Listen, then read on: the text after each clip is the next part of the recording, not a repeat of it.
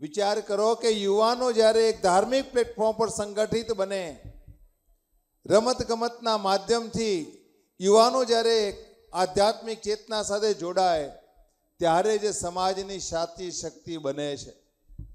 કારણ આ સંસ્થા માત્ર મંદિર નહીં, પણ યુવાનોને શિક્ષણ જોઈએ છે, તો શિક્ષણની પ્રવૃત્તિ કરીને દર વર્ષે 250 થી 300 વિદ્યાર્થીઓને નિઃશુલ્ક પ્રવેશ અપાવે છે કોલેજ અને યુનિવર્સિટીઓમાં.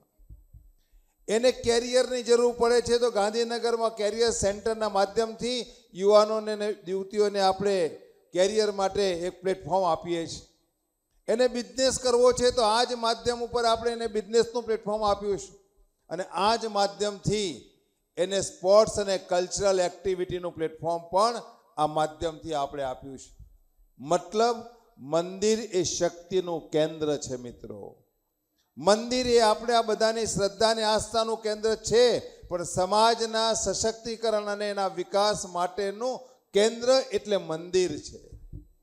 એટલે ઘણા લોકોને એમ લાગે છે ને કે મંદિરમાં સાહેબ 1000 કરોડ કેમ ખર્ચો છે? મંદિરમાં 1000 કરોડનો ખર્ચ થવાનો નથી. આ મંદિરના માધ્યમથી સમાજના યુવા અને યુવતીઓ માટે એમના વિકાસ માટેની પ્રવૃત્તિઓ માટે આટલા મોટા મંદિરનું માધ્યમ ઊભું કરીએ છીએ.